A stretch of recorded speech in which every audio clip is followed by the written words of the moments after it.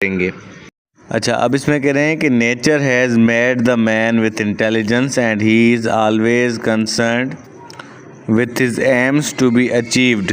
यानी अल्लाह ने इंसान को अक्ल दी है, समझ दी है, और वो हर वक्त इसी कोशिश में लगा रहता है कि जो मेरे गोल्स हैं, जो मेरी ख्वाहिशें हैं, जो मेरी कोशिशें हैं, उनको मैं हासिल कर सकूं। तो जो गोल इंसान बनाता है उसको हासिल करने की कोशिश में लग जाता है। He designs the things for this purpose into sequence. फिर उस चीज़ को हासिल करने के लिए वो प्लानिंग करता है। Similarly biologist mapped the whole diversity of organism exist on earth into simple groups. ठीक है, इसी तरीके से जो आपके बायोलॉजिस्ट हैं उन्होंने पूरी डाइवर्सिटी जो मैंने आपको बताया कि 1.5 मिलियन स्पीशीज़ यानी 15 लाख स्पीशीज़ हैं इस दुनिया में। ठीक है, तो उनको साइंटिस्ट ने क्या किया, ग्रुपिंग कर दी, ग्रुप्स में, उसको सिंपल ग्रुप्स में रख लिया, ऑर्गेनाइज कर लिया ताकि उनको समझने में आसानी हो। To understand about the characteristics of specific organism individually is simply called classification. तो जो ग्रुपिंग इन्होंने की है, इतनी बड़ी डाइवर्सिटी को जो ग्रुपिंग उन्होंने की है, ठीक है, उनकी कुछ स्पेसिफिक कैरेक्टरिस्टिक्स की बुनियाद पर, जिसकी कैरेक्टरिस्टिक्स जिस ग्रुप से मिलती होंगी उनको उन ग्रुप में रखना, तो ये सारा क्या कहलाता है, क्लासिफिकेशन कहलाता है। दोबारा समझें क्लासिफिकेशन क्या है। क्लासिफिकेशन का मतलब है टू क्लासीफाई। ठीक है, यानी कि आप किचन में जाते हो, किचन में सारी चीज़ें बिखरी हुई पड़ी हैं, ठीक है, तो आप क्या करोगे, जो चम्मच हैं उनको चम्मच के बॉक्स में रखोगे, जो प्लेट्स हैं उनका जो रैक है प्लेट्स को वहाँ पर रखोगे, जो मग हैं जहाँ पर मग पड़े होंगे उनको वहाँ पर रखोगे, जिन चीज़ की कैरेक्टरिस्टिक्स एक दूसरे से मिलती होंगी उनको आप वहाँ पे रखते हो। ठीक है, तो इसी तरीके से साइंटिस्ट ने क्या किया, जो ऑर्गेनिजम्स जिनकी कैरेक्टरिस्टिक्स एक दूसरे से मिलती थी उनको एक ग्रुप में रखा और दूसरे को दूसरे ग्रुप में रखा। इस ग्रुपिंग को कहा जाता है classification. Classification is actually based on the similar and dissimilar characteristics what organism shared with each other. अभी मैंने आपको यही बात बताई कि जो सिमिलर होंगे उनको एक साथ रखा होगा, जो उनसे डिसिमिलर होंगे उनको उनसे अलग रखा होगा। And by this biologist can easily study and identify the organisms. इसी तरीके से वो आसानी से उनको पढ़ भी सकते हैं। ठीक है, अब है definition and introduction of biodiversity. Biodiversity is the combination of two words, bio means life and diversity means variation.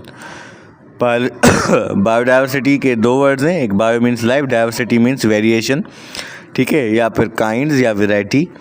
Thus it is defined as, इसलिए इसको इसी तरीके से डिफाइन किया गया है। क्या कहा गया है, द बायोडाइवर्सिटी, या इसका दूसरा नाम भी है biological diversity, the degree is the degree of variation within और among the species exist on different regions of the earth. यानी दुनिया का कोई भी इलाका हो, दुनिया का कोई भी रीजन हो, उस रीजन के अंदर जो वैरायटी ऑफ स्पीशीज़ हमें मिलती है वहाँ पर भी हमें बायोडाइवर्सिटी नज़र आ जाती है कि एक ही ऑर्गेनिज़म की कितनी ज़्यादा स्पीशीज़ हमें मिल रही हैं। जैसे फ़िश है पानी के अंदर, या एक ही तालाब के अंदर आप फ़िश देखेंगे तो वैरायटी ऑफ फ़िश हमें मिलेंगी, अलग अलग किस्म के फ़िश मिलेंगी। प्लांट्स है, आप गार्डन में जाएँ, अलग अलग वैरायटी के आपको प्लांट्स मिलेंगे। अब वैरायटी क्या होती है, देखो आप कपड़े लेने जाते हो तो आपको अलग अलग वैरायटी के कपड़े दिखाए जाते हैं। कोई कॉटन का होता है, ठीक है, कोई रेशमी होता है, कोई गुल अहमद का होता है, तो कोई जेडोड का होता है, ये वैरायटी है। तो ऐसे ही ऑर्गेनिजम्स के अंदर भी स्पीशीज़ होती हैं, उनकी वैरायटी होती है। It is comprised of different organisms such as bacteria, protozoans, algae, fungi, animals and plants. ठीक है, ये ऑर्गेनिजम्स हैं और इनकी ये स्पीशीज़ होती हैं जो इसकी बायोडाइवर्सिटी बनाती है, वेरिएशन बनाती है। अच्छा, आपको पता है कि दुनिया का पहला टाइनी सिंगल सेल्ड ऑर्गेनिज्म कौन सा है? यानी ऐसा ऑर्गेनिज्म जो सिंगल सेल्ड हो, सिर्फ एक सेल हो उसका, यूनिसेलुलर हो, और वो उसको कहा जाता है फर्स्ट टिनी सिंगल सेल्ड ऑर्गेनिज्म, वो है आपका प्रोटोजोन्स। ये सिंगल सेल्ड ऑर्गेनिजम्स हैं, ठीक है।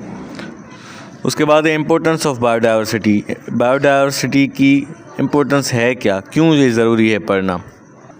Biodiversity provides many beneficial products which includes fiber, oil, dyes, rubber, water, timber, paper and food. देखो डाइवर्सिटी है ना, तो डाइवर्सिटी से हमें वैरायटी ऑफ प्रोडक्ट्स भी मिलते हैं। जितनी ज़्यादा वैरायटी ऑफ ऑर्गेनिजम्स होंगे, जितनी ज़्यादा वैरायटी ऑफ स्पीशीज़ होंगी, उतने ज़्यादा हमें वैरायटी ऑफ प्रोडक्ट्स मिलेंगे। यानी देखो एक दरख्त है, दरख्त की भी कितनी ज़्यादा वैरायटी होती है, तो उनसे अलग अलग हमें टिम्बर मिलता है, अलग अलग हमें वुड मिलता है।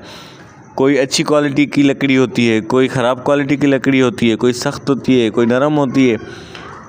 पेपर हमें मिलता है, फूड मिलता है, ठीक है। साग आप खाते हो, ये प्लांट से आया है, ठीक है। और जो आप मटर खाते हो, पीस खाते हो, ये प्लांट से आया है। तो अलग अलग वैरायटी की हमारे पास प्लांट्स हैं, तो इसलिए अलग अलग फूड मिल रहा है। तो ये बहुत ज़्यादा इम्पोर्टेंस है बायोडाइवर्सिटी की। It also stabilises the ecosystem by recycling the nutrients. हाँ, रिसाइकलिंग द न्यूट्रिएंट्स।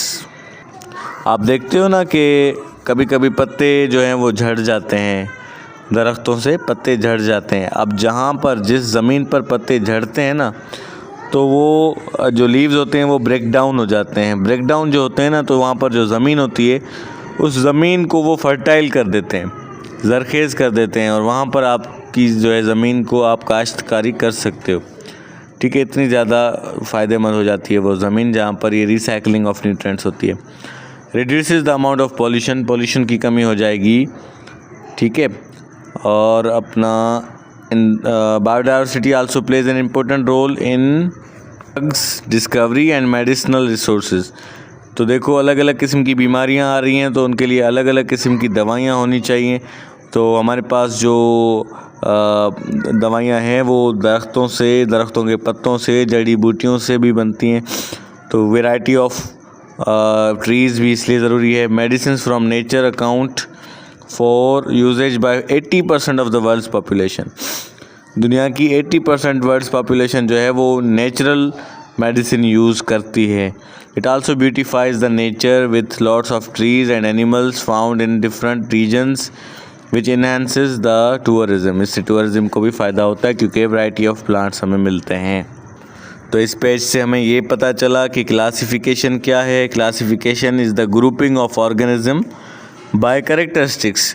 जिस ऑर्गेनिज्म के जिस तरीके के कैरेक्टरिस्टिक्स होंगे उनको उन ग्रुप्स में रखा जाएगा, इसको कहा जाता है क्लासिफिकेशन। हमने बायोडाइवर्सिटी के बारे में पढ़ा कि वैरायटी ऑफ लाइफ के बारे में हम पढ़ते हैं बायोडाइवर्सिटी में, उसकी इम्पोर्टेंस पढ़ी। यहाँ पर कुछ तस्वीरें आपको दिखाई जा रही हैं। ये है variety of plants on earth. ये हॉर्नवॉर्ट्स हैं, ये लिवरवॉर्ट्स हैं, ये मॉसेस हैं, और ये दिखाई जा रही है आपको variety of different animals on earth. ये पोलर बियर है, ये डेजर्ट हॉपिंग माउस है, ये ब्लू बर्ड है, ये कोबरा है। तो ये क्या है? वैरायटी है of animals, variety of animals. इस एनिमल और इस एनिमल में कितना फ़र्क है? इसके 4 पैर हैं और ये रेंग कर घूमता है, ठीक है। इसकी साइज़ ये है, ये उड़ता है। तो ये देखो कितनी डिफरेंट है एक दूसरे से, डिफरेंट एनिमल्स की डिफरेंट वैरायटी है ये। अच्छा, आप कह रहा है AIIMS and principles of classification. Classification का मकसद क्या होता है, क्यों की जाती है? A system of classification is necessary because of the abundance of the variety of life on earth. There are currently around 1.5 million species that have been described and have been given scientific names. In future, more can be identified if they are found. कह रहे हैं कि system of classification बहुत ही ज़रूरी है, बहुत ही ज़्यादा ज़रूरी है, क्योंकि यहाँ पर हमारे पास जो वैरायटी ऑफ लाइफ है अर्थ पे वो बहुत ज़्यादा बड़ी है, यानी 1.5 मिलियन है। तो अगर हमारे पास क्लासिफिकेशन नहीं होगी तो फिर हम उनको स्टडी करना हमारे लिए मुश्किल हो जाएगा, ठीक है। अब जैसे कि हमारे पास कुछ ऐसे एनिमल्स हैं जिनकी फीट नहीं होते, कुछ ऐसे एनिमल्स हैं जो फ्लाई करते हैं, कुछ एनिमल्स ऐसे हैं जो मैमल्स हैं, कुछ ऐसे हैं जो मैमल्स नहीं हैं। तो अगर उनकी ग्रुपिंग हम नहीं करेंगे, क्लासिफिकेशन नहीं करेंगे, तो उनको पढ़ना मुश्किल हो जाएगा, ठीक है। और उनको अब हमने डिस्क्राइब किया हुआ है, उनको हमने अलग अलग साइंटिफिक नेम्स दिए हुए हैं। In future more can be identified, हमने 1.5 मिलियन स्पीशीज़ को साइंटिफिक नेम दिए हुए हैं और फ्यूचर में और ज़्यादा दूसरे भी आ सकते हैं। The study such as diverse pack of organism exist on earth, biologists classified the organism into groups and subgroups. This grouping of organism is called biological classification. अभी मैंने आपको बताया क्लासिफिकेशन क्या होता है, grouping of animals by the characteristics, ठीक है। अच्छा, आप इमेजिन करें आप एक लाइब्रेरी में हैं, लाइब्रेरी को छोड़ें, लाइब्रेरी तो एक ऑर्गेनाइज्ड चीज़ है। आप एक कमरे में जाते हो और वहाँ पर हज़ारों किताबें हैं, बहुत बड़ा कमरा है और वहाँ पर हज़ारों किताबें ऐसे ही उनका अंबार लगा हुआ है, पाइल्स ऑफ बुक्स ऐसे पड़े हैं। अब वहाँ पर आपको चाहिए बारबी की स्टोरी बुक। अब हज़ारों बुक्स ऐसे ही पड़ी हैं, अंबार बना हुआ, आप कैसे ढूंढोगे उसको कि भाई बारबी की स्टोरी बुक कहाँ है। लेकिन जब आप लाइब्रेरी में जाओगे तो आपको बारबी की स्टोरी बुक चाहिए, तो आप सबसे पहले ग्रुप्स देखोगे। एक ग्रुप साइंस का होगा, एक ग्रुप मैथमेटिक्स का होगा, एक ग्रुप स्टोरीज़ का होगा।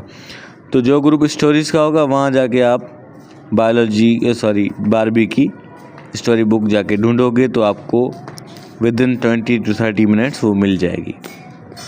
तो ये होती है क्लासिफिकेशन, ये होती है उसकी ज़रूरत। अच्छा, उसके बाद है प्रिंसिपल्स ऑफ क्लासिफिकेशन। रूल्स क्या हैं?